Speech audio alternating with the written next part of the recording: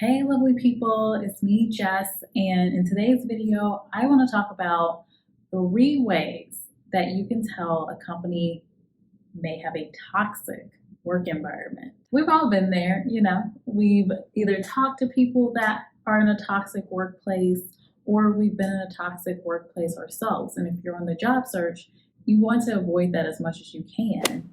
And if you're in a space where you think it's a toxic workplace, most likely it is. However, hopefully this video can help clarify whether you might be in a really nice work environment or if your workplace is a little toxic. Now, the first thing I want to talk about is the leadership. We have to start with the leadership. Now, a few ways you can tell if a workplace is toxic is by looking at the leadership team. I'm talking about the C-suite, I'm talking about upper management.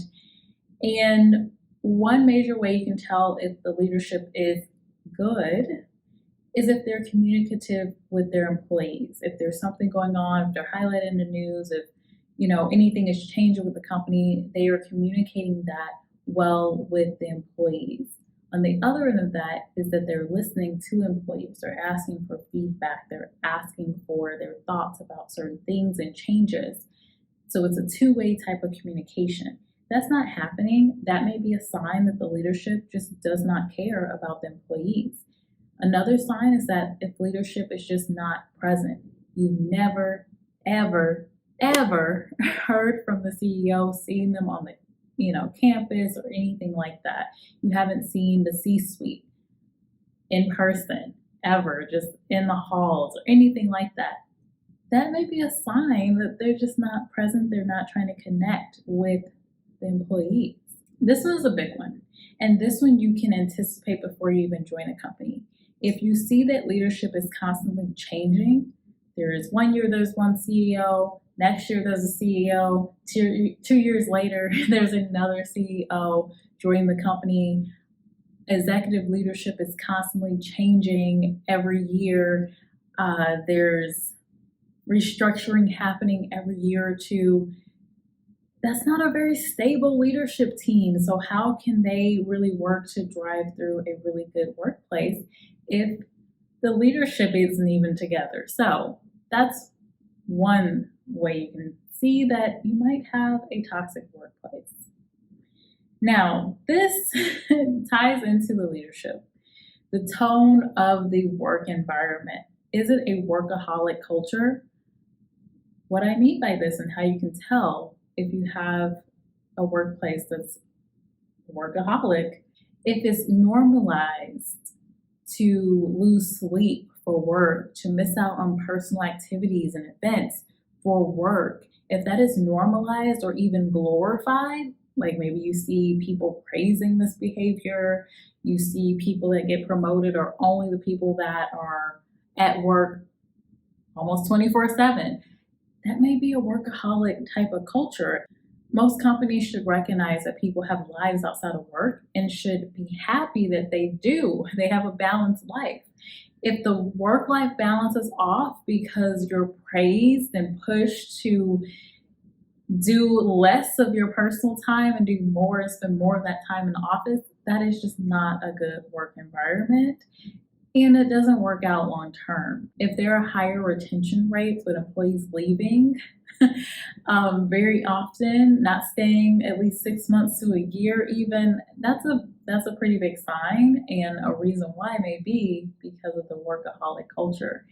Having a workaholic type of culture, it just doesn't last long. There's only so much time you can spend in that kind of constant churn environment. So it could be referred to as a sweatshop, other things like that. So you definitely want to stay away from those type of environments because it's likely going to be toxic. The last one I want to talk about is something that most people won't think of, but it's this cultural norm in some workplaces where it's just really not common for you to fail at anything. If you fail, you're going to be really held accountable. You just don't fail. You don't do it, or you will face really harsh consequences, no matter how small or large. the failure is. And let's be honest, if you're learning new things, if you're growing, you're going to fail. There are going to be things that you need to work on.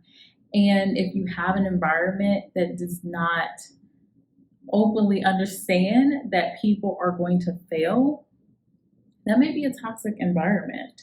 There is this natural process of learning where you're going to have a point where you fail. And so if you're going to have repercussions from failure, oftentimes what you'll see in this type of environment is that people won't push themselves to learn new things and new skills or grow. And with that type of environment, it starts to be very stagnating. So you won't see people growing in their roles or trying new things, and it really drags down the culture. It makes it seem like you're literally just there to work, do your job, and go home, whatever. There's no value add for you or a light at the end of the tunnel where you can see, okay, in 6 months or a year, I want to be at this stage, or I want to be at this title, or I want to have learned these things. That type of environment where you're really not given the room to grow and learn, and as a part of that, to fail, may be very toxic for many people. So, these are my thoughts. These are points that a lot of folks that study workplaces will tie into. The leadership team. Are they a good leadership team? Are they a long-standing leadership team? Are they there? Are they present? Are they communicating? Are they hearing from their employees? A good leadership team really drives a culture and brings life into workplaces. The second thing is being a workaholic culture is just not it. Listen, that type of culture where you're really pushed to give up, no, don't do this event. We need you at work. We're going to need you to work late. I know you were going to this thing, but take one for the team and do this. If that's consistent and it's just normalized and glorified to be someone that sets their personal life aside for work, that doesn't last long. It just doesn't. That is another way you can see that the workplace might be toxic. The last one that I talked about is the culture of learning, not having a culture of learning. And by that, I mean, it has to be a place where folks are open to recognizing that people are going to fail as they learn. Small, large, at some point you're going to fail at something. And if there's high repercussions of you failing, even if it's a minor mistake and people are just holding on to it, well, you failed, you can't try that again. Well, you failed that one time. No, you did this, that wasn't right. We don't want you to do it. You can't do it again. Well, how is that going to motivate you to try again or to learn or to build up your skills if you're constantly being nagged at or getting repercussions based on one failure? We talked about leadership, we talked about a workaholic environment, and we talked about a lack of a learning culture. Let me know what your thoughts are. Are you in a toxic workplace right now? Did this video help you to shine a light on whether you're in a really nice workplace with great leadership, a really nice work-life balance culture, and a culture of learning? Or did all of those points really hit home with you and you're recognizing that you might be in a toxic workplace? Let me know in the comment section. Of course, if you like the video, hit the like button. Don't be stingy with the likes. And of course, again, leave me a comment. Let me know what you think. Let me know what your scenario has been. Have you worked in a toxic workplace? Are you in one right now? And I will say, just as a last thought, sometimes you don't know that you are in a toxic workplace until you get into a workplace that is non-toxic. You may not even know what it's like. For example, if your first job right out of college or right out of high school was toxic, you may have never known yet what a non-toxic workplace looks like. So definitely explore, talk to other people in your field, ask them about what their workplace is like, tell them to describe it to you.